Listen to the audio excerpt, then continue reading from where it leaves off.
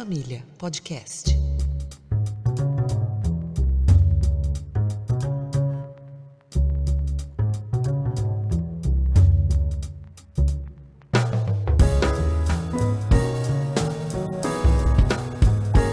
Olá, esse é o 36º podcast do Coletivo Sagrada Família. Eu sou Felipe Victor, hoje estou aqui com o camarada Cristiano José e vamos fazer uma tentativa de análise da conjuntura política atual brasileira à luz dos eventos, dos últimos eventos. Nós que estamos gravando hoje no dia 11 de março, vamos tentar pensar um pouco nessas questões relacionadas à anulação da sentença de Sérgio Moro referente ao ex-presidente Lula e também possíveis razões dessas ações dentro do STF, tanto quanto possíveis consequências de todos esses movimentos que nós estamos observando. O fator Lula.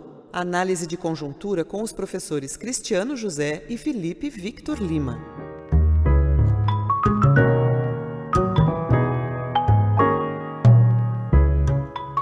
De cara, agradecendo aos nossos ouvintes, os novos e aqueles que já nos acompanham desde o ano passado, e já cumprimentando também meu camarada Cristiano José. E aí, Cris? Salve, Felipe. Boa noite aos ouvintes. Vamos lá tentar entender um pouquinho esse balaio de gato.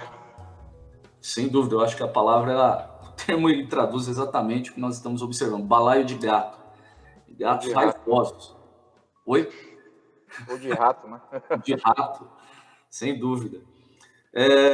Eu acho que é até mais apropriado, né? Ainda que alguns tenham a ligeireza de um gato, eu acho que a maioria está sujo como os ratos, né? Ainda que a comparação nem sempre seja justa com os nossos nobres roedores, né?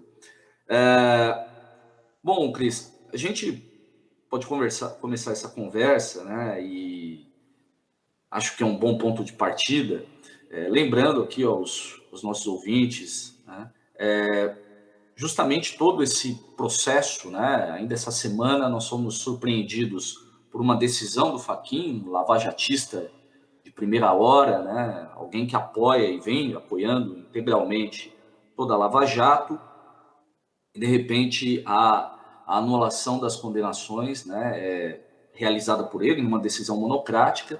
As condenações do Lula caem por terra, não o processo, lembremos bem, em tese ele ainda é réu em uma série de processos, mas as decisões do juiz da 13ª Vara de Curitiba, na ocasião, o Sérgio Moro, elas foram anuladas. E isso cai como uma bomba dentro do cenário político brasileiro, no palco político.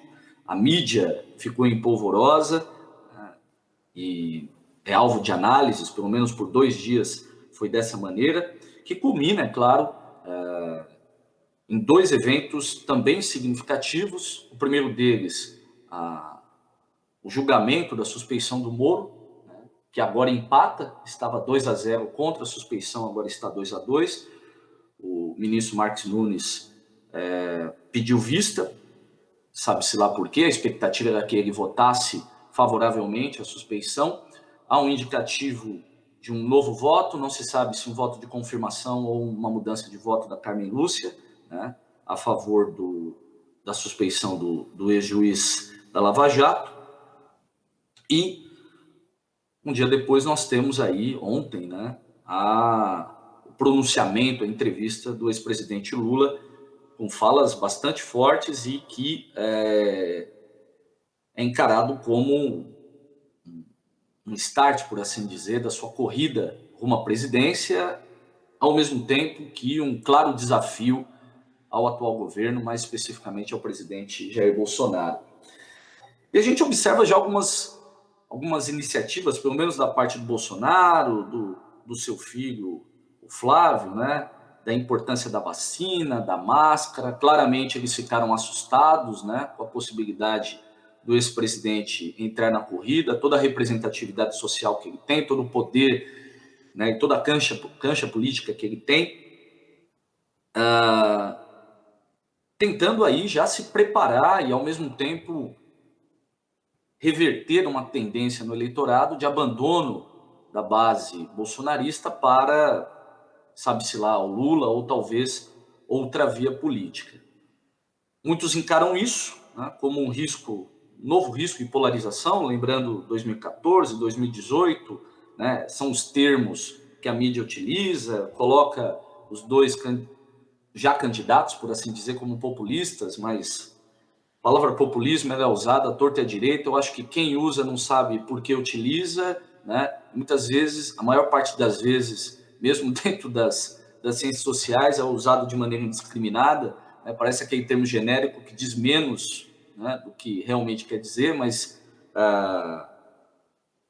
é um termo que está sendo utilizado, tentando colocar Bolsonaro e Lula em par de igualdade, e a Globo, principalmente, tentando salvar alguma possibilidade de cacifar aí uma terceira via, por assim dizer, frente a essa polarização na cabeça deles entre Bolsonaro e Lula. É interessante a fala do Lula, que ele comenta que ele sempre polariza, né? O PT sempre polarizou, né? Esteve em todas as eleições, vitoriosas ou não, desde 89, e sempre como essa via, né, ou de permanência de governo, como foi nos últimos, pelo menos desde de 2002 para cá, né, até 2014, exceto 2018, evidentemente, mas ora como uma oposição, né, mais radical, né, de uma via mais popular, pouco afeita ao diálogo com os setores liberais, empresariais, coisa que o Lula, aliás, ontem claramente falou claramente a respeito, olha, não tenho nada contra os empresários, contra os setores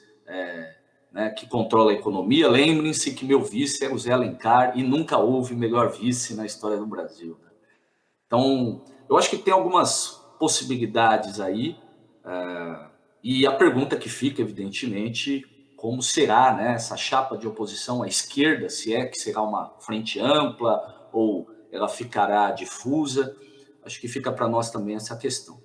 Então, começo com esse desafio, né, a você, o que você pensa a respeito, e eu acho que a gente pode debater a partir daqui. Então, meus caros, vamos lá, vamos tentar atacar essa esfinge aí, né? Primeiro, eu acho que seria importante nós colocarmos de lado os falsos problemas, né? Ou os fetiches, os espantalhos são criados. Um dos quais, acho que talvez seja a grande ficção, né, que tente se apresentar para capturar as atenções, é a de que o Estado Democrático de Direito está funcionando, forças políticas estão em disputa, existe uma direita, uma esquerda, um centro, um acima, um abaixo, né, em todas as dimensões possíveis, e aí cabe-nos tentar, ainda que com alguma ciência e uma pitada de futurologia, antecipar para onde as coisas vão.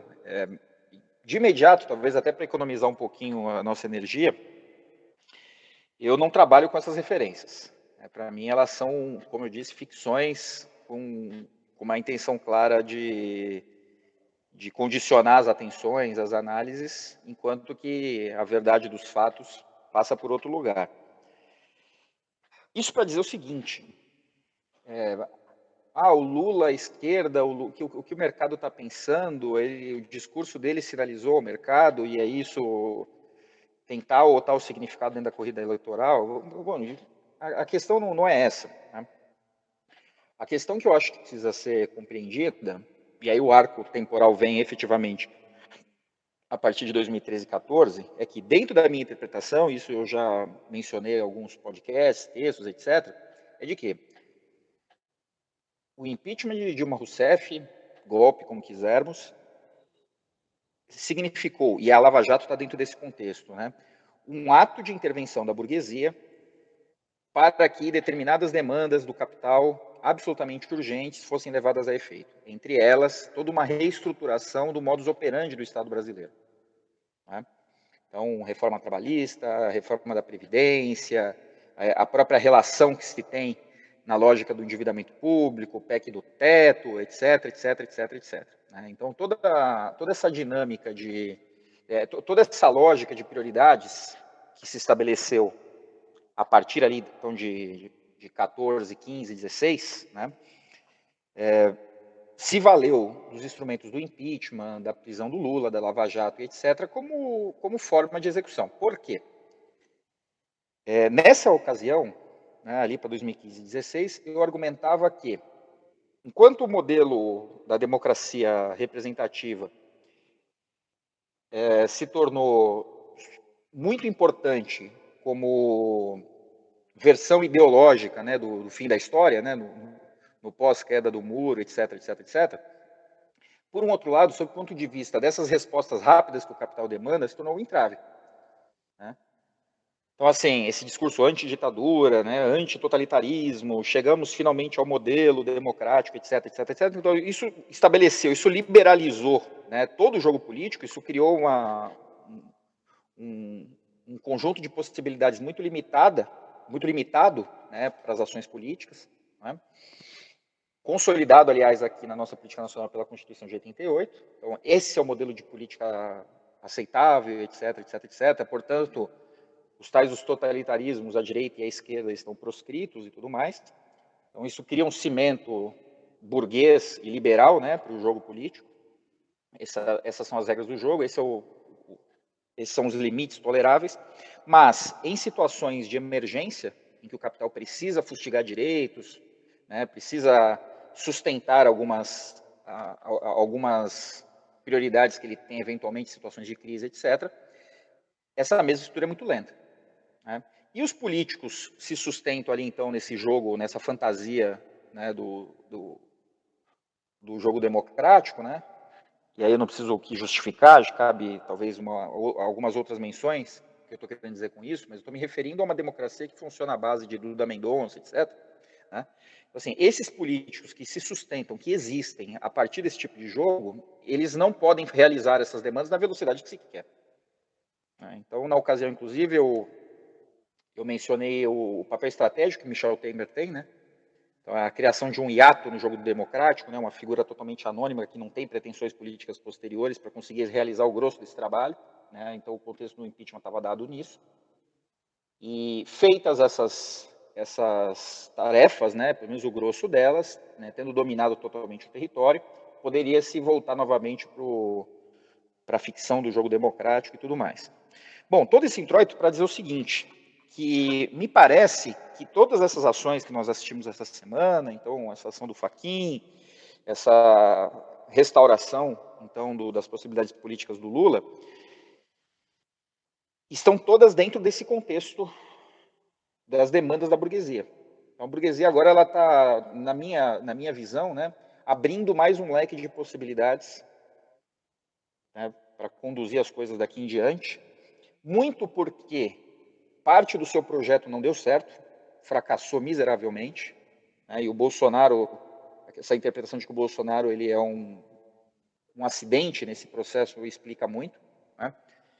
Então, assim, diante de uma análise de conjuntura da burguesia, o Lula, então, é reabilitado como uma das possibilidades de recorrência da própria burguesia para a continuidade, ou, enfim, para a sustentação, para a gestão das suas iniciativas atuais, né, da manutenção, enfim, da gestão mesmo, né, desse caos que está criado e ainda enfatizado pelas circunstâncias atuais.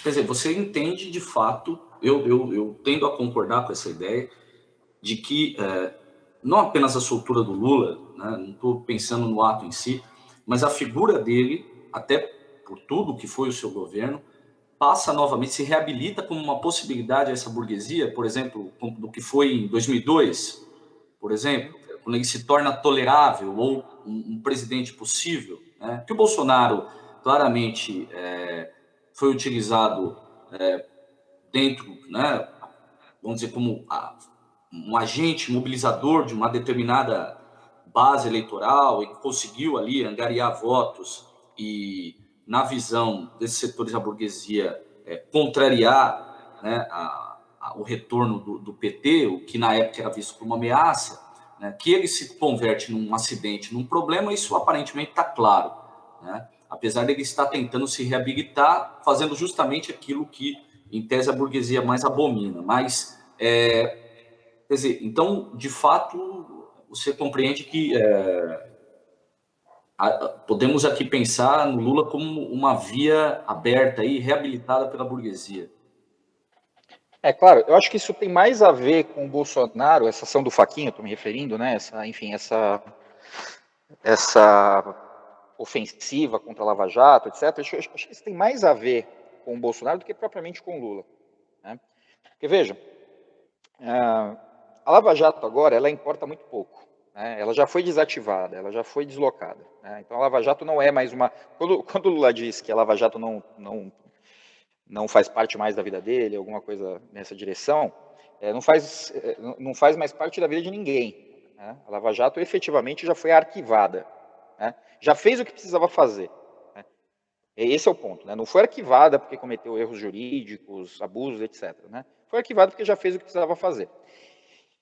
Essa tarefa, eu acho que agora está passando por uma espécie de balanço. Né? Olha, qual a situação que temos, né, depois de todo esse processo, né, que começa lá em 13 e 14? Bom, tivemos ali alguns ganhos, inevitavelmente, né, isso tem que ser reconhecido, as reformas, a maior parte delas veio, etc, etc, etc. O capital financeiro, de fato, conseguiu avançar no que precisava, que avançaria também nos governos do PT, mas talvez com um atraso enorme, né? E mesmo do PSDB, se o Aécio tivesse ganhado em 14, também com algum atraso menor, mas que levaria um atraso por conta da natureza do acesso que o PSDB deve ter ao Estado, que é via eleição. Ele não vai se inviabilizar historicamente por conta dessa velocidade, né? Por isso que o golpe é fundamental, e a figura de Temer, etc.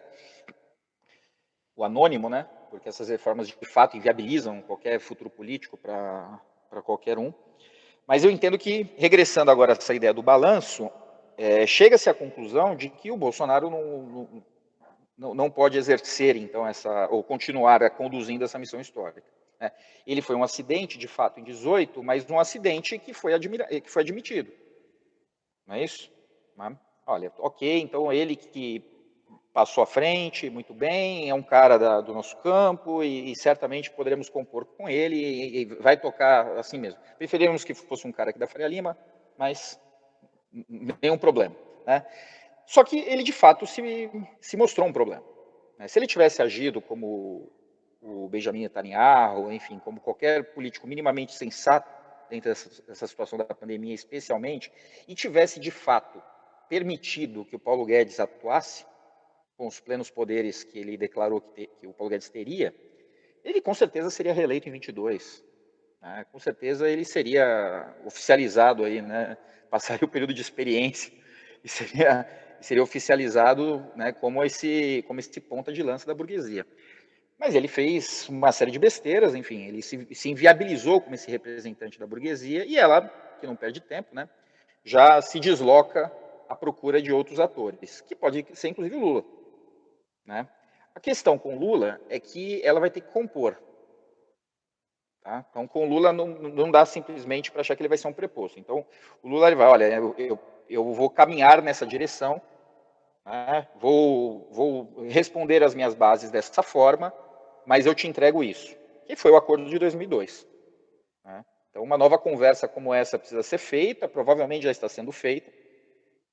E eu entendo que esse arranjo provisório que acabou se tornando, né, essa decisão do Fachin e no dia seguinte a discussão sobre a suspeição, tem a ver com isso. Né? Porque, veja, nós não sabemos se vai ser 3-2 para qualquer um dos lados ou 4-1.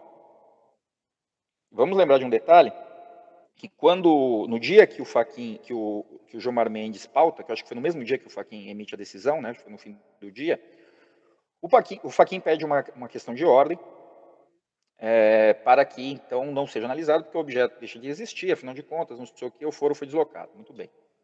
E ele anula a condenação, mas não anula o rol de provas e os procedimentos. Então, o processo continua rolando. Exato. Ele deixa a espada ainda pendurada ali. Né?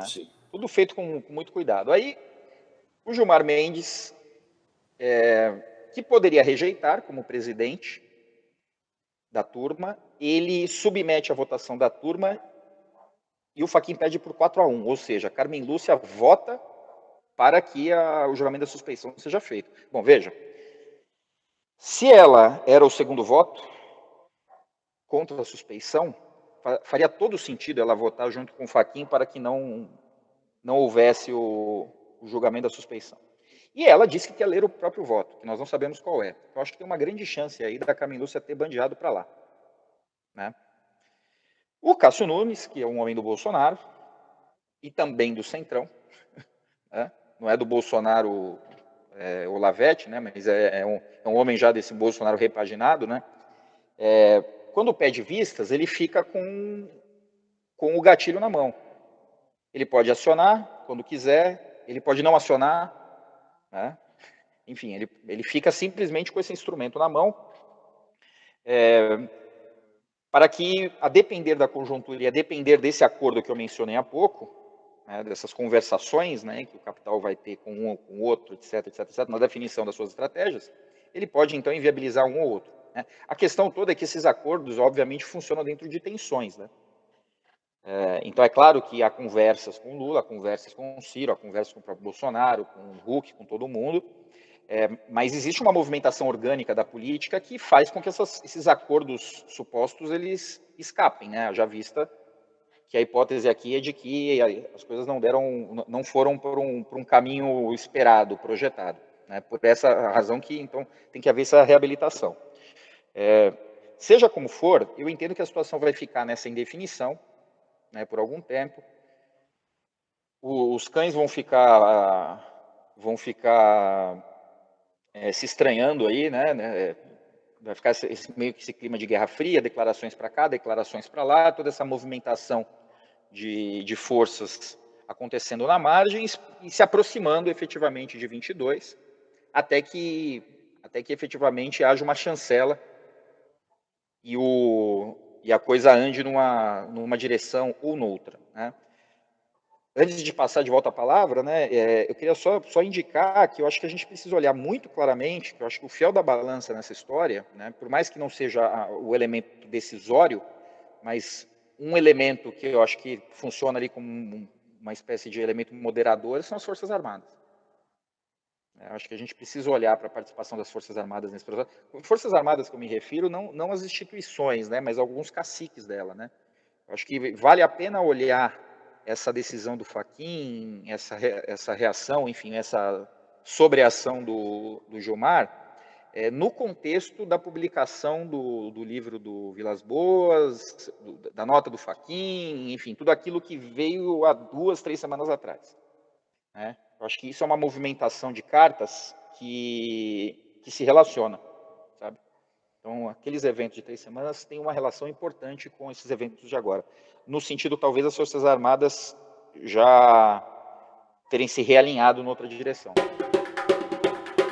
Sagrada Família, podcast. É interessante, né, pensar nessa questão das Forças Armadas, e eles gostam dessa posição, né, de moderadores, né, da questão política brasileira, ao mesmo tempo salvacionistas, né, no aspecto de crise. Isso já carregando desde o século XIX, a gente vê todas as intervenções ao longo do século XX e mesmo atualmente, a ideia de como um corpo alheio às tensões partidárias, né, tipicamente políticas, no sentido mais institucional, e que tem à frente tão somente a questão do Brasil, né? As Forças Armadas, elas têm essa convicção de que eles têm, né? Você usou o termo da missão histórica, né? Mas a missão histórica deles seria conduzir o Brasil, né?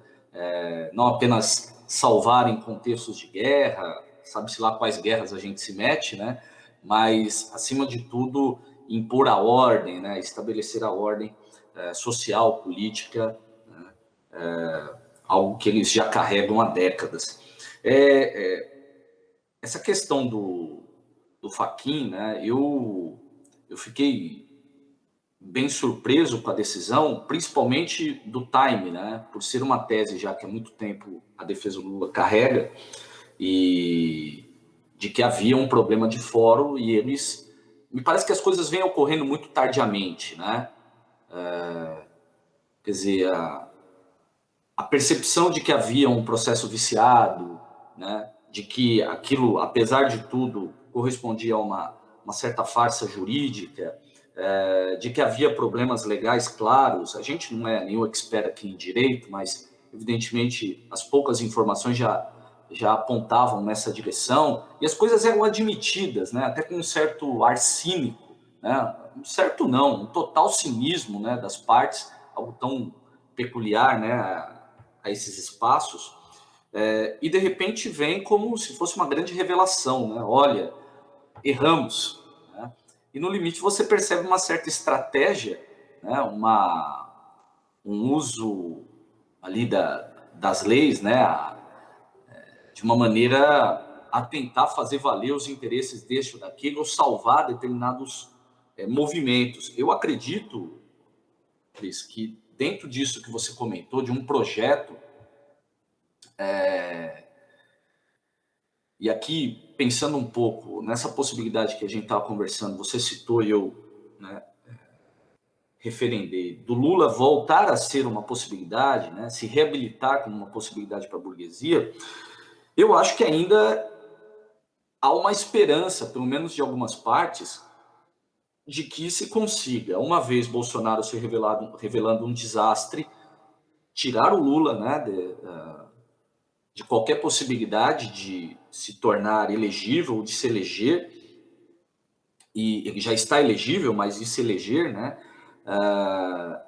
e de fato colocar alguém que ainda responda por esse projeto.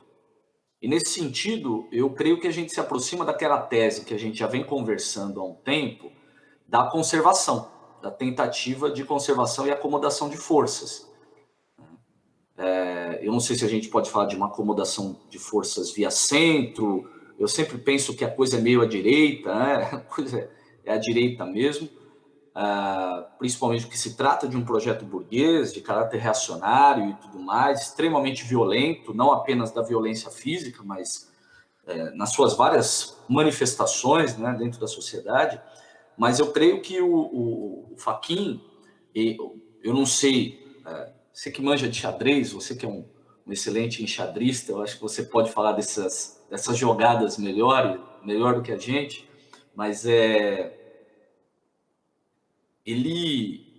acho que ele Aguirre fez uma jogada extremamente arriscada e aparentemente desesperada, no momento mesmo em que o Moro estava para ser exposto, né, pelo Gilmar Mendes, e aí vale também tentar pensar nas intencionalidades do Gilmar, que é articulado com um determinado grupo e com um determinado projeto.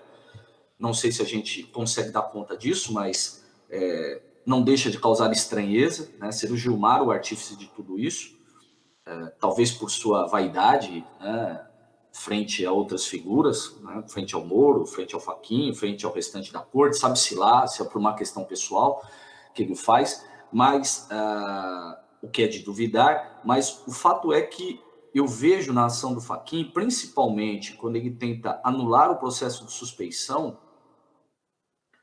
e dadas as composições que existem dentro do STF, né, hoje com uma maioria pró-lavajatismo, né, se é que dá para usar esse termo, eu vejo como uma tentativa de salvar aquilo que o Marco Aurélio falou hoje, né, numa entrevista, de uma tentativa de salvar o legado da Lava Jato, ainda que o Marco Aurélio fale claramente que não se pode converter um herói em bandido, se referindo ao Moro, de uma hora para outra, e que a Lava Jato tem que ter suas conquistas respeitadas e preservadas. E isso que eu acho interessante na sua fala, quando você vem com a questão do projeto, falando do lado da Lava Jato, articulado ao processo de impeachment, aos eventos de 2013, de certa maneira 2014, 2015, 2016, o ato final, né? Ato final não, né? Ato final é a eleição do Bolsonaro, ainda que isso tenha sido um acidente no final das contas, mas eu acho que esse espírito desse projeto ainda está aí. Não acho inteiramente, ainda que o Lula seja muito sagaz nesse sentido e capaz de articular essas forças favoravelmente a ele, não sem obrigar a burguesia a fazer certas concessões, né? Tem que dialogar, mas eu acho que há um esforço, e o Fachin representa essa essa facção, por assim dizer, que inclui Globo, né, alguns setores hegemônicos da mídia, talvez Estado de São Paulo, Folha, de viabilizar aquele velho projeto, né, de 2014 e que era para ser vencedor em 2018 com Alckmin e não foi. Mas como você falou, né, na eventual impossibilidade desse processo, Lula se torna uma alternativa. O que você pensa disso daí? Quer dizer, você acha de fato que ainda está vivo? É possível a gente pensar que o projeto 2014 ele ainda sobrevive, né? E de que maneira você pensa que a gente pode... Será que é possível pensar esse esforço, se a minha tese estiver correta, como um esforço ainda de acomodação, né, dentro de uma aparente crise do próprio sistema republicano brasileiro, né? Porque, aparentemente, dentro daquilo que nós estamos conversando, Lula não representa essa possibilidade de ruptura, ainda que estejam tentando vender essa ideia, né? O que inviabilizaria o Lula? Quer dizer, as concessões que a burguesia iria fazer, né? E o que cacifa esse projeto de 2014 como sendo um projeto viável, né? Que, em tese, é um projeto que foi derrotado ou que não foi capaz de sobrepujar, por exemplo, o próprio Bolsonaro na disputa com o Haddad. Essa discussão a respeito do esgotamento da nova república e o que viria, etc., acho que a gente também não tem espaço nesse número para dar conta, mas vale indicar que as suas estruturas de funcionamento permanecem, né? Então, aquela perspectiva de que talvez nós tivéssemos uma ruptura, né, com as suas formas de operar, eu acho que isso está, de alguma forma, afastado por enquanto, né? Só para te interromper, a questão do Estado Democrático de Direito está sendo levantada. Ontem, as falas do Lula referente à imprensa deixaram claro o seu compromisso com essa ideia, né? Houve um podcast que você falou, né, de certos pudores de determinados grupos na conservação das conquistas liberais, né? Há um espírito de século XVIII em alguns partidos, né? Não tão jacobinos, né? Estaríamos mais a uma linha à direita aí, né? Girondinos, mas eu acho que a questão também passa por isso, né? O Lula não representa uma ameaça a esse rompimento, né? Ao contrário, né? A tese da conservação do Estado democrático também é uma tese que está colocada à esquerda, seja era um centro-esquerda, uma esquerda mais radical, né?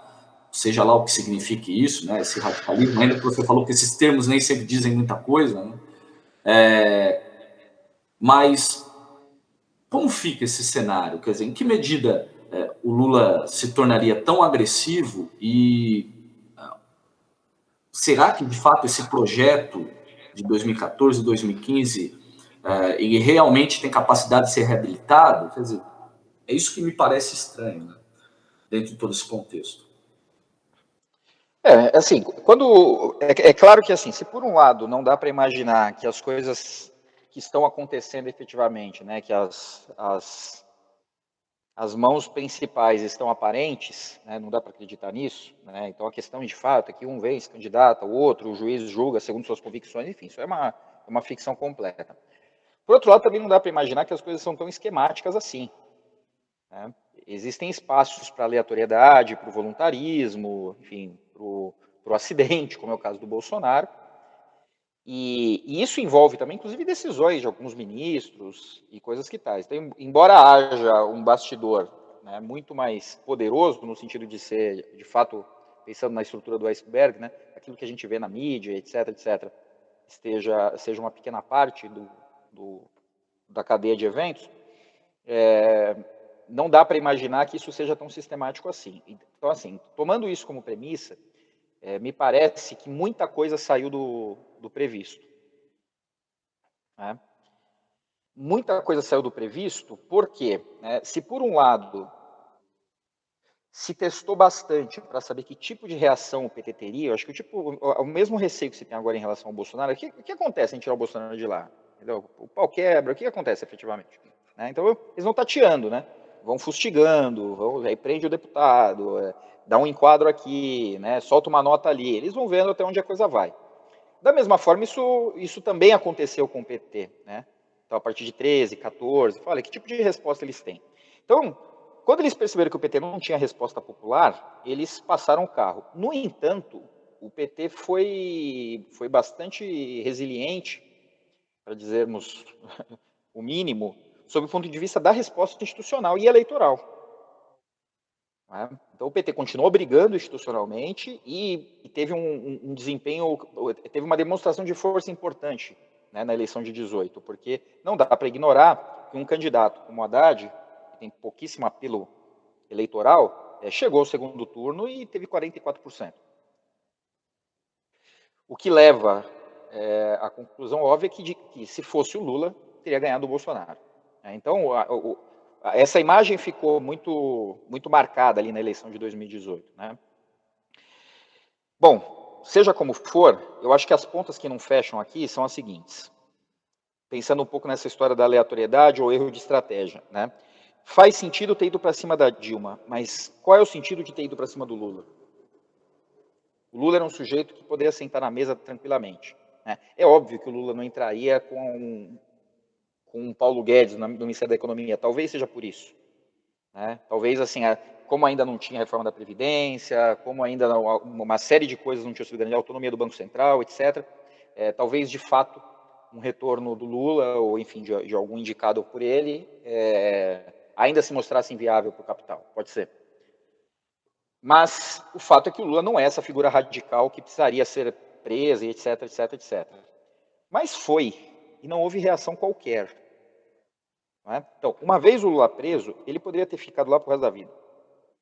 Ou pelo menos ter saído completamente destruído. Né? Eles poderiam ter continuado o processo de destruição do PT, de destruição da figura política do Lula, etc, etc. Não foi esse Lula livre, essas coisas todas aí que reabilitaram o PT.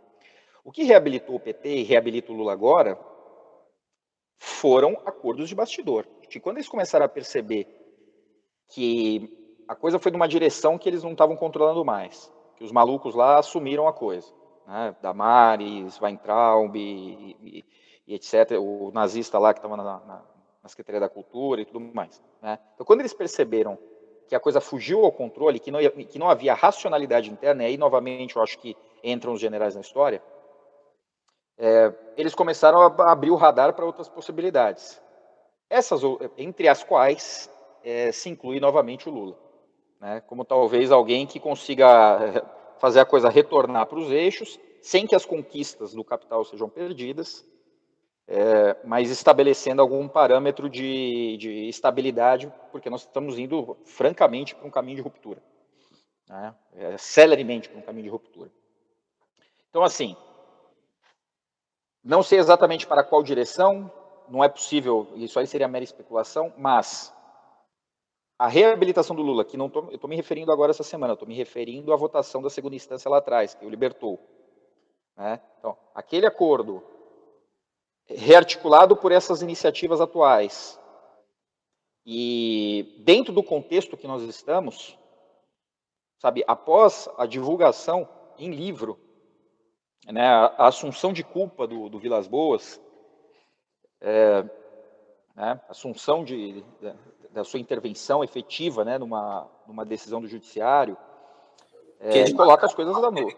Ele se gaba, né? Ele se gaba.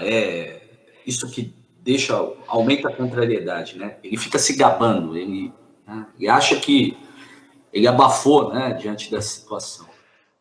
Exatamente. O desaparecimento, veja só, o Exército está assumindo com cada vez mais frequência postos no governo federal, ao mesmo tempo que ele tem se escondido também.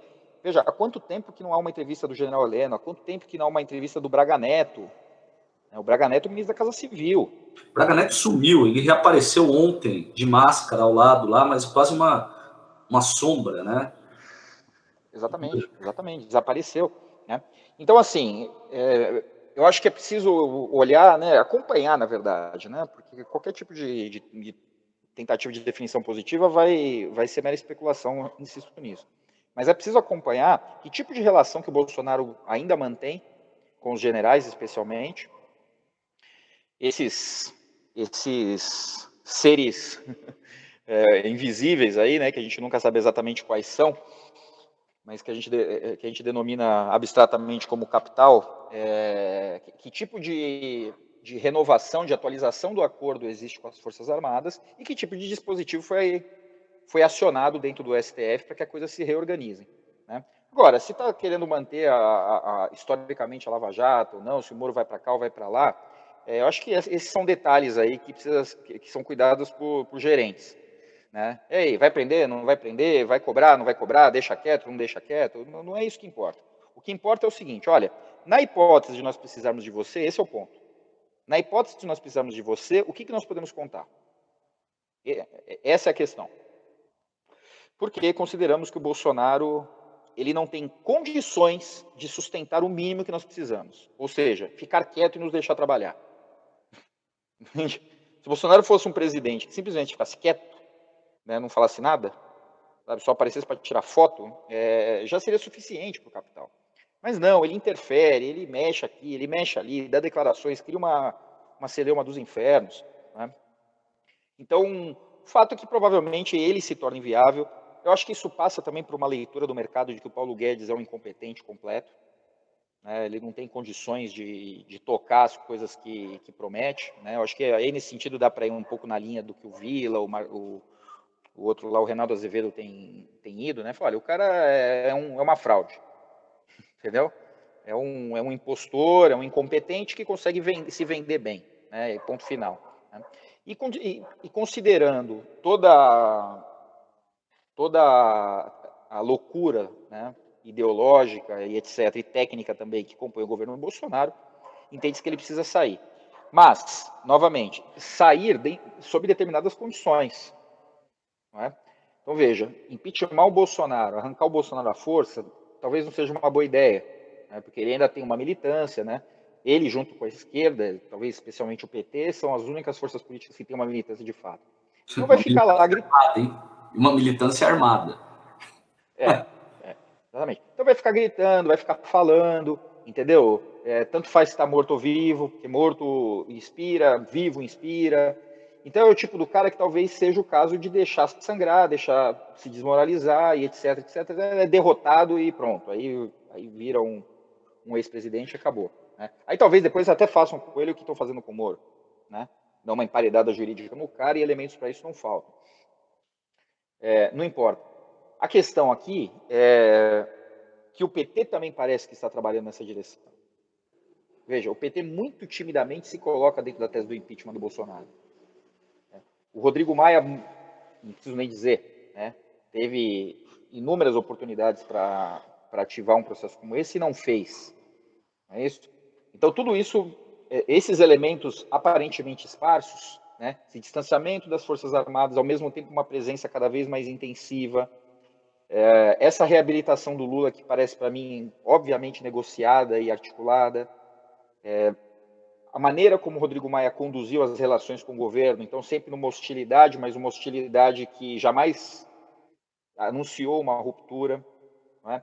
E essa forma de cozinhar o Bolsonaro, né, em fogo baixo, no sentido de deixá-lo se tornar cada vez mais inviável, cada vez mais odiado, uma rejeição cada vez maior, me parece que faz parte aí de um redirecionamento desse transatlântico, né, dentro de um pacto um pouco mais amplo. Também, provavelmente... Isso não pode estar alheio a ele. Como? Ele não está alheio a esse processo. Ah, não, lógico que não. Ele sabe que está sendo utilizado, né? Certamente não. Ele falou isso, né, ontem, anteontem. Ele falou assim, gente, o que está acontecendo é que estão querendo me derrubar. Aí ele dá uma parada, né? Mas veja, todas essas coisas, cara, passam... Olha, eu gosto de olhar para os detalhes, porque eles me parecem... Claro, né, há riscos de alguns erros, mas muitas vezes a gente pode colher algumas oportunidades de esclarecimento. Mas vamos pensar, por exemplo, na delação do Palocci, né?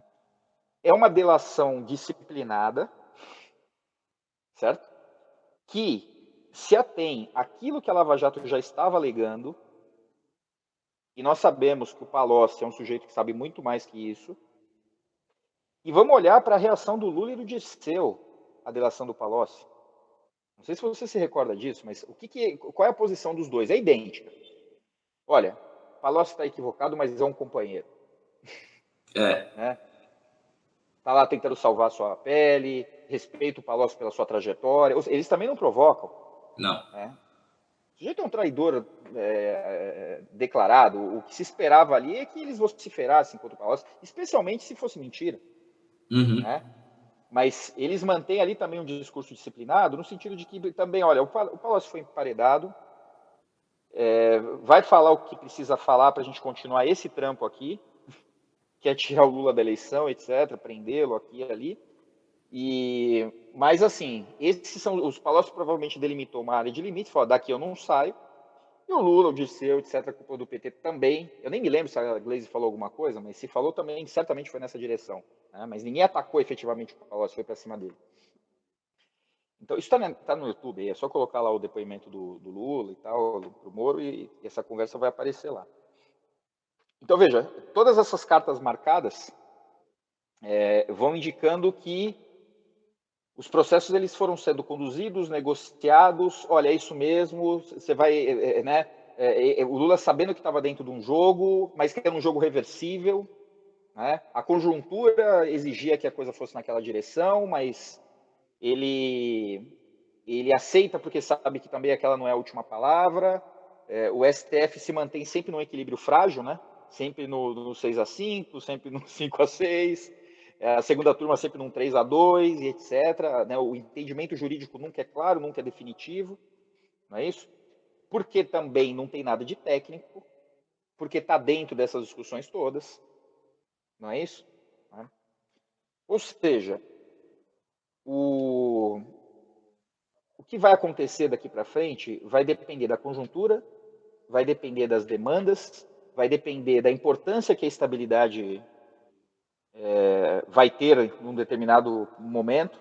É importante ter estabilidade? É importante. Não é tão importante assim, deixa o pau quebrar um pouco. Ou seja, né? Então, assim, dentro desses arranjos todos, dentro dessa confluência de vetores, os caras dão um sinal verde ou não. Aí, se a coisa for numa outra direção, tá, então não é suspeito, cai em Brasília, liga para o juiz que pegou, valida as provas e torna elegível de novo. Pronto. Entendeu? Ou então, não, deixa pendurado. Cássio Nunes, não devolve mais. A gente entra em 2018 e vai passando, e ele faz cara de paisagem, a coisa anda, o Lula registra a candidatura e chega junto. Ou seja, eles têm todos os cenários possíveis nas mãos. Depende. O que eles sabem já? Eles sabem que o PT ou a esquerda não tem militância para reivindicar nada. Tem força eleitoral. Mas eles sabem que se eles reabilitarem o processo e o Lula se tornar inelegível de novo, a esquerda não vai ter reação nenhuma. Isso eles já sabem. O que eles não sabem, se o Bolsonaro tem condições de fazer alguma bagunça ou não. Bom, a princípio tem, né? E é um fio desencapado. Então, e é totalmente precipitado agora fazer alguma coisa.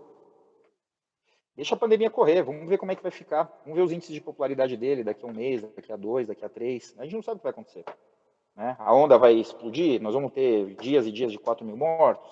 O Bolsonaro vai ser claramente identificado com isso. Né? Ou não, né? Ou de repente chega a vacina da Pfizer, não sei o quê, a gente consegue domar esse leão, e aí a coisa estabiliza. Então, eu acho que esse pedido de vistas do Cássio Nunes, ele é uma reserva de espera. Né?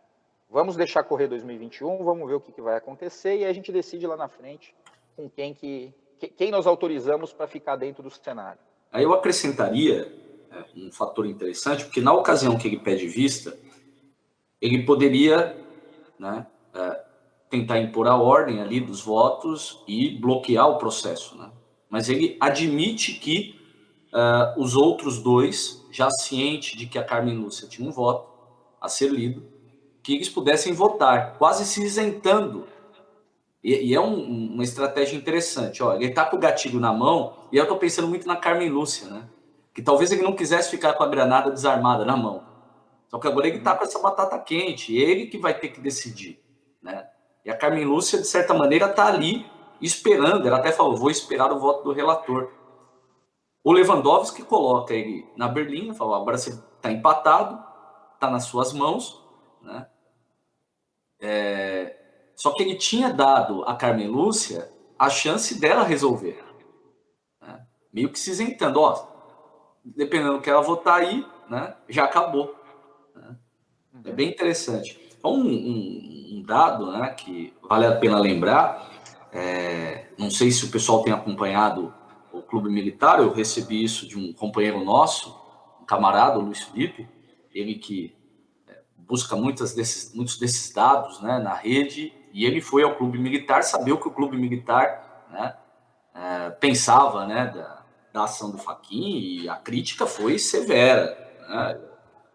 Não sei se vocês tiveram oportunidade, mas ele afirma, né, o STF feriu de morte o equilíbrio dos poderes, né? Eu fico pensando que moral o Exército tem para falar disso, né? Um dos pilares democráticos e da paz política e social. A continuar esse rumo, chegaremos ao ponto de ruptura institucional. Isso é uma clara ameaça, né? E nessa hora, as Forças Armadas serão chamadas pelos próprios poderes da União, como reza a Constituição. Um discurso muito próximo da ameaça feita pelo Vilas-Boas, né, a ocasião, com relação ao STF. Por isso, hoje é bom lembrar Rui Barbosa. A pior ditadura é a ditadura do Poder Judiciário. Contra ela não há quem recorrer. O grande jurista se referia ao recurso a instâncias legais. Porém, o que é supremo não é a lei, e sim a justiça, né? Aí eles colocam justiça em letra maiúscula, né? Aquela coisa, aquele valor, né? Uma coisa quase etérea. E esta não existe quando a lei é usada contra o bem comum. Não sei também o que eles entendem por bem comum. Bom, a gente sabe, né? Mas no caso do Exército tudo é possível. Não fosse assim, ainda seríamos uma colônia de Portugal, né? Outra afirmação, no mínimo, maluca. É um conflito entre poderes, a qual deles as Forças Armadas se submeterão. É interessante, né? É um conflito entre os poderes, a qual dos poderes as Forças Armadas, né, se submeterão. Bom, a resposta já está dada, por se tratar do clube militar, né? Um espaço de militares reacionários, no mais das vezes caquéticos e eu diria que hoje reprodutores de um tenentismo de quinta categoria, né? Com certeza ficarão unidas e ao lado da nação, única detentora de sua lealdade. Que a liderança nacional tenha isso em mente, né? Um texto de ameaça, obviamente, não dá para dizer que o clube militar responde pela hierarquia do Exército que está na ativa, né? Boa parte deles são membros da reserva, mas acho que passa às vezes despercebido, mas nos aponta em algumas direções, né? A questão do papel que os militares se pretendem cumprir dentro desse contexto não me parece muito coesa também, né? Se acender a luz aqui, Sim.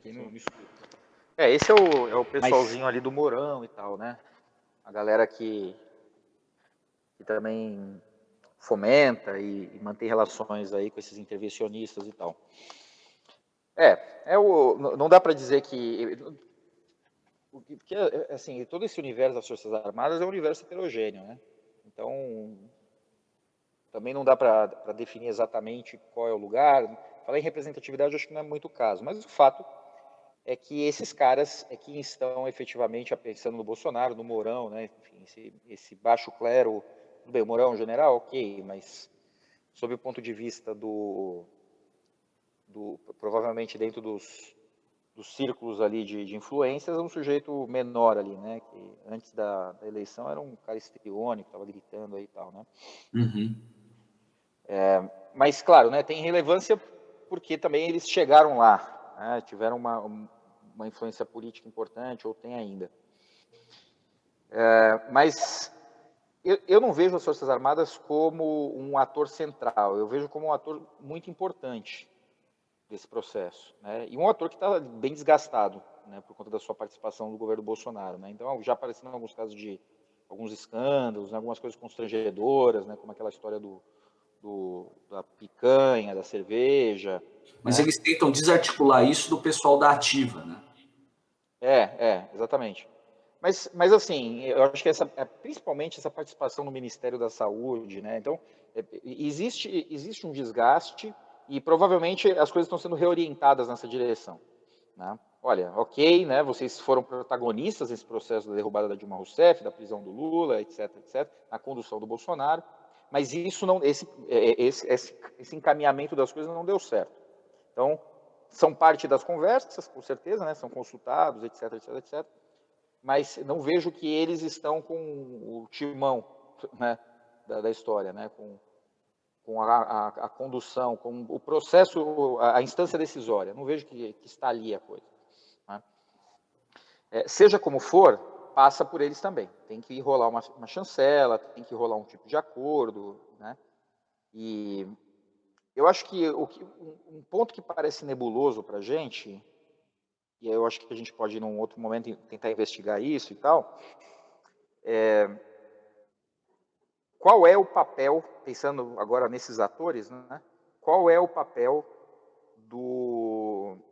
das potências internacionais nesses Eu estava arranjos? pensando nessa pergunta. Né, Me ocorreu isso. sabe? Qual é o, qual- é, quais são as possibilidades, né? Quem que está efetivamente interferindo, né? Quais são os papéis aí desses tantos conjuntos de nações como também as próprias nações individualmente, né? Vamos pensar. E aí, o BRICS está tendo algum tipo está sendo um interlocutor ou tem algum tipo de influência nesse processo ou não, né? A China, os Estados Unidos, né? O que significa, né, essa alternância de poder nos Estados Unidos e tal. Acho que é alguma coisa que a gente pode conversar num outro momento, mas que, novamente, coloca o problema como algo de muitas peças, né? Então, se trata efetivamente de algo com muitas peças que, estando tentando gerenciar uma crise, né, ou seja, um encaminhamento equívoco daquele processo que foi idealizado ali em 13 e 14, agora está tentando encontrar uma melhor solução possível para isso, né? E aí o Lula aparece, né? Eu acho que talvez a gente possa encaminhar um pouco nessa direção, mas o Lula aparece aí como uma possibilidade, porque está chegando 2022,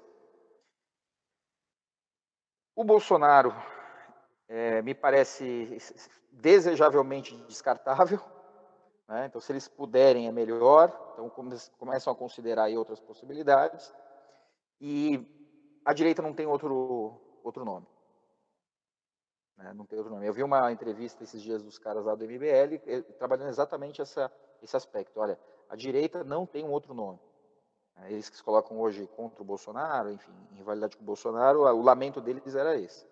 Nós não temos. O Amoedo se perdeu, no PSDB não tem ninguém, ou seja, não temos um nome efetivamente para confrontar a esquerda ou o Bolsonaro, né?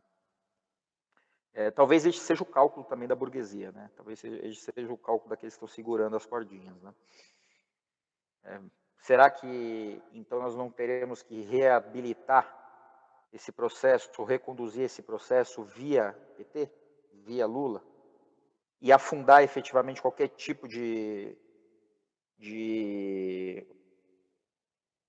inviabilização gerencial, administrativa por esses malucos do bolsonarismo, né? Ou inviabilizar também algum tipo de encaminhamento trabalhista, de projeto nacional que o PDT tenta protagonizar e que seria, por certo, adequado, talvez, à esquerda de modo geral, né? Pensando todas as forças e tal. Porque o PT ele tem esse papel, né? Ele consegue desarticular as forças de esquerda, né? Quando ele assume o poder, né? Entende? Ele consegue desarticular as prioridades da esquerda. Afinal de contas, ele simbolicamente é a esquerda. Então, se o trampo já está feito, se as reformas já estão feitas, então o PT entra para gerir o caos, né, que já está instalado, sem que efetivamente um projeto nacional consiga reverter, né, todo esse estrago feito aí de 16 para cá, já de 15, né? O ajuste da Dilma já em 15 é o início do processo, né? Então, eu acho que é uma possibilidade de desenho. Agora, se de repente aparece um outro nome, né, enfim, aí o Lula pode voltar para o ostracismo novamente. Mas eu acho que é uma abertura de possibilidade já visando 2022. Acho que isso me parece mais plausível. Sagrada Família, ano 2. Bom, é claro que isso deixa para nós uma série de interrogações. Eu acho que não apenas quando você fala das nações estrangeiras, né, as possibilidades que o capital vê, né, nessas mudanças e nessas possibilidades, mas acima de tudo no papel que o PT e o próprio Lula pode prestar frente a esse projeto reabilitado. Eu fiquei curioso, eu acho que é uma possibilidade interessante, né, admitindo-se que, de fato, né, a burguesia veja o Lula como uma possibilidade real e plausível, como seria, né, para a militância propriamente, né, e quer dizer, me parece que é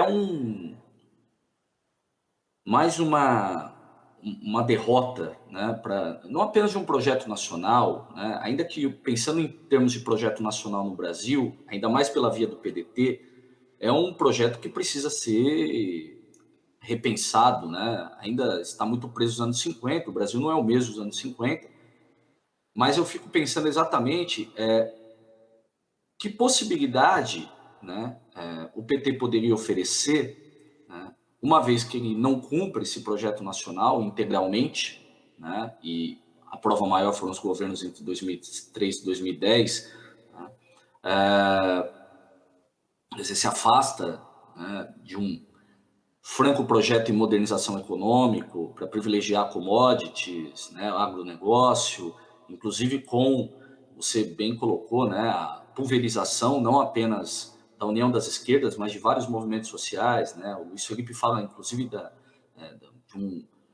de uma perda eu não diria de protagonismo, né, mas uma queda num certo obscurantismo, né, do próprio MST, né, que diminui grandemente as suas atividades nesse período, no sentido de invasões e tudo mais, né, o que isso significa para os rumos da política progressista no Brasil, né, a vitória do PT. Né? O Ciro, eu acho que ele tem um problema grave, que além do temperamento, eu acho que não existe efetivamente a confiança de um compromisso dele, pessoal, aí eu diria, com as questões relacionadas à política progressista. O cara sai do PDS, já passou por uma série de partidos que classificaríamos como a direita, já participou de partidos de centro, hoje encontra-se no PDT, em tese resgatando um projeto brisolista que retraz o passado varguista, que tem seus méritos, né? É interessante pensar na ideia de soberania nacional, né? É muito importante, o Lula vai falar disso, falou disso ontem, mas é difícil imaginar, dentro dessa ideia de um resgate do Lula como possibilidade da burguesia, que haja um compromisso de fato com soberania. Ainda mais se nós tivermos a articulação de grandes nações dentro desse projeto, que seja a China, né? Dado o papel que a China cumpre hoje como qualquer potência imperialista no mundo, né? E rivalidade aí com os Estados Unidos, fala-se até que ela ultrapassa, né, hoje os Estados Unidos na questão do PIB. Então eu realmente me interrogo a respeito desse papel, né, que o PT poderá vir a se prestar, né, e que impactos poderá ter, uma vez que sejam readmitidos os laços com a burguesia, laços vistos como necessários, né, pragmatismo tacanho, até certo ponto, num país que está vivendo uma pandemia devastadora, né, uma condição de miséria cada vez maior. Estamos aí, a, a respeito de toda essa situação, prosseguindo nas políticas de estatização, ou seja, diminuindo ainda mais o nosso mínimo grau de soberania. Quer dizer, como essa soberania seria resgatada, né, uma vez que, repito, essas alianças fossem feitas, ainda que para colocar o Lula, né, quer dizer, satisfaria uma certa sanha de revanche, de vingança da esquerda contra esse projeto da direita, mas, admitidos esses laços, não se trata bem de uma revanche, né? Se trata de uma recomposição. Então, Sem contar, né, Cristiano, que me parece, eu não sei, eu acho que a gente já conversou isso, né? Eu acho que mais do que uma ausência de nomes, hoje há um hiato em termos de projeto. Hoje um projeto político que seja à direita, à esquerda, né? Mesmo um projeto nacional, eu acho, repito, ele não tem. Eu acho que ele carece de substância pelo ator que está à frente, não me parece plenamente comprometido. É uma fala bonita, seduz, mas é difícil acreditar estrito sensu nesse comprometimento, né? Você, certa vez, numa conversa, falou que o Ciro poderia ser essa possibilidade de domesticação, né, do capital, da senha do capital aqui no país. Isso se encaixaria, talvez, nesse projeto de ter uma mínima soberania, mas o que significa essa mínima soberania? Acho que são todas questões que acho que vale a pena. E eu acho que, de fato, nós estamos com uma ausência de projetos, não é apenas de nomes. O Lula me parece que é a única saída não apenas para o PT, mas para a própria esquerda, né? O Boulos não conseguiu ter esse apelo e esse carisma, né, no âmbito nacional, a ponto de angariar ou se tornar um presidenciável. E talvez o papel que ele tenha cumprido nas eleições nacionais e não aqui em São Paulo tenha queimado ele deveras, né?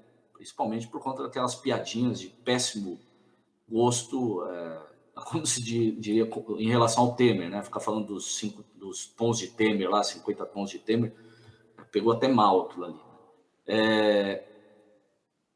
Enquanto que também concordo com você, né? E aí, com muita dor no coração, concordo com o pessoal do MBL, também não há nenhuma possibilidade, né? Apostaram no Alckmin em 2018 e eu acho que isso ficou escancarado, né, pela própria vitória do Bolsonaro. Mas escancara também, como a gente já conversou em outras ocasiões, que existe um problema, que existe uma tensão, né?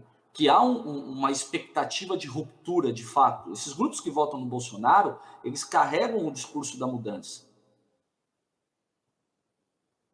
E aí eu fico pensando, quando o PT perdeu isso, assume um governo de conservação, ainda que ele insista em dizer, né, houve mudanças, é claro, houve avanços em muitos aspectos, mas, né, tudo em pleno diálogo, como você bem colocou, concessões, né, a burguesia em troca do apoio que ela dá.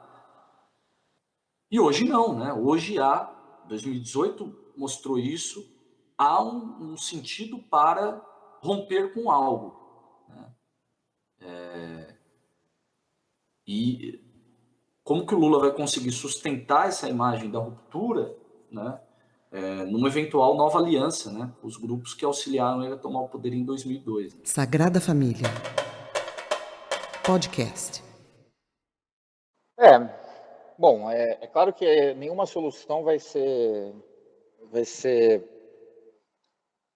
absolutamente tranquila, né? Seja numa direção, seja noutra. Eu acho que a única solução que de fato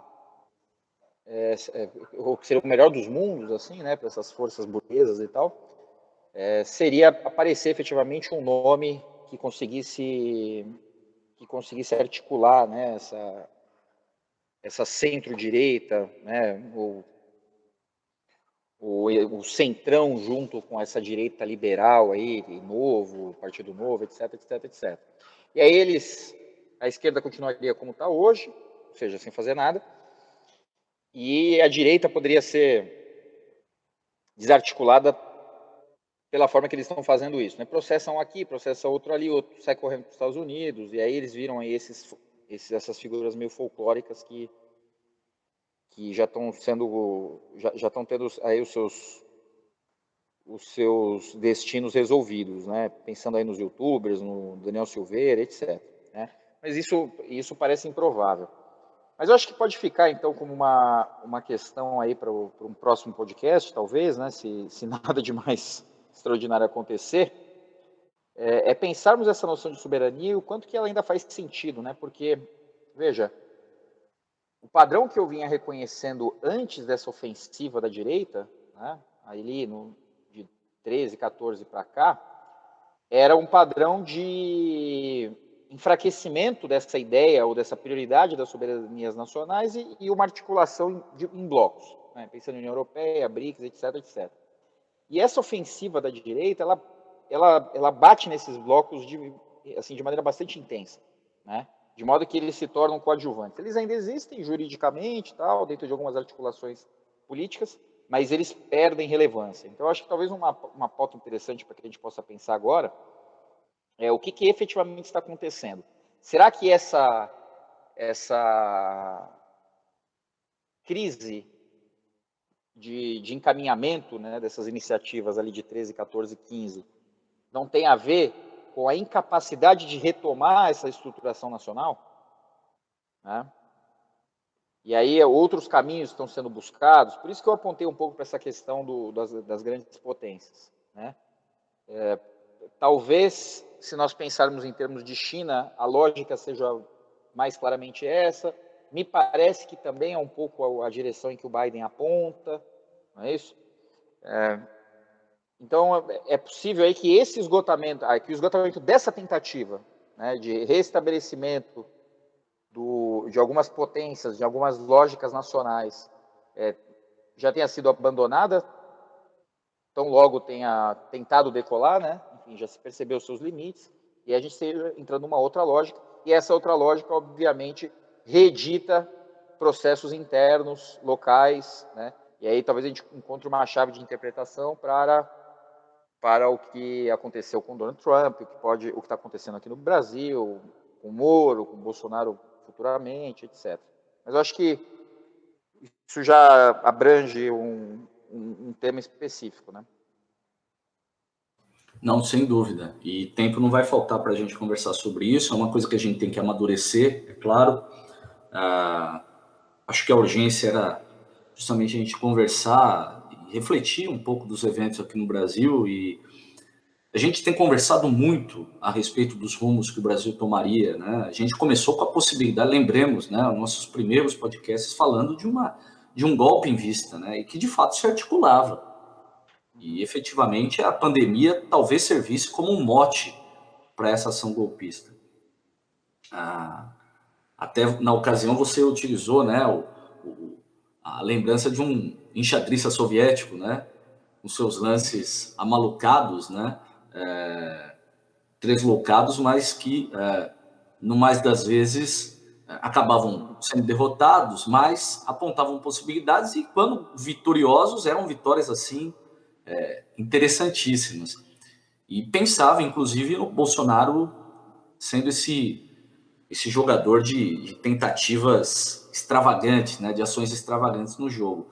O que me parece é que eram ações de fato tresloucadas, mas estrategicamente se imaginou algum grau ou alguma possibilidade de vitória, isso caiu por terra, né? E a sua própria base ligada ao grande capital, que resistiu por muito tempo em retirá-lo de lá, me parece ver hoje isso com muito bons olhos e tem seus porta-vozes.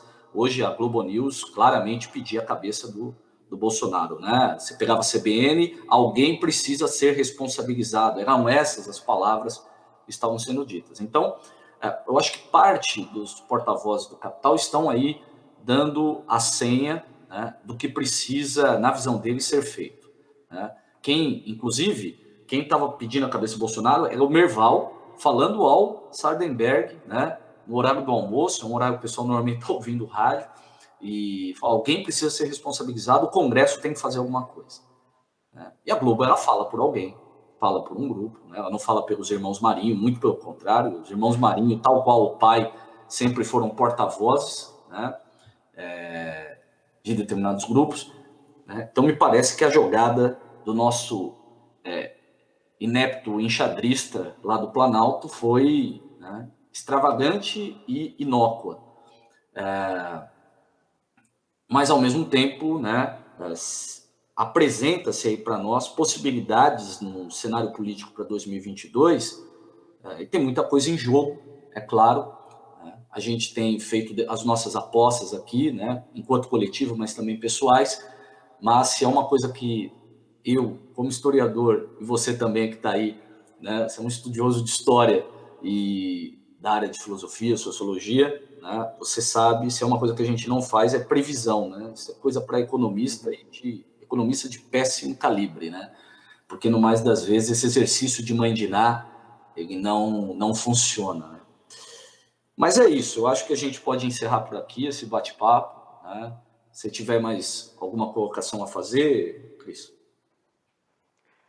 Não, só agradecer aos ouvintes, agradecer a você aqui pela conversa e vamos aguardar aí as próximas movimentações. E eu acho que precisa decantar um pouquinho para que a gente consiga entender melhor essa lógica, né?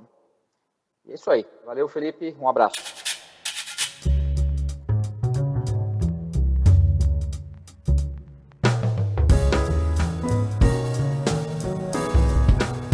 De fato, o distanciamento ele é sempre salutar, né? A gente ainda está no calor do momento. Então, agradecendo aos nossos ouvintes, a nossa audiência no YouTube, ainda que não com imagens, mas estamos pensando nessas possibilidades também, né? Sim. Cedo aí a gente vai conseguir viabilizar, né, esses encontros virtuais, sem perder esse formato também do podcast. Então, agradecer novamente aos nossos ouvintes e esperamos vocês no próximo podcast, né, em entrevistas, em análise de conjuntura. É sempre uma satisfação, não apenas a conversa que temos aqui, mas poder levar isso até vocês. Um abração aos camaradas, nos vemos na próxima. Tchau, tchau.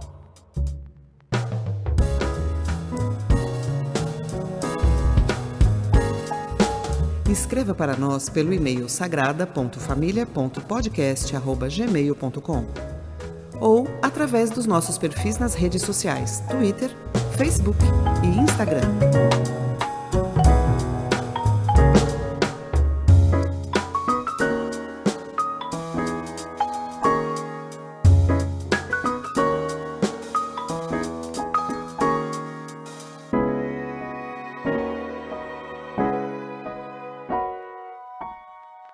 Sagrada Família, podcast.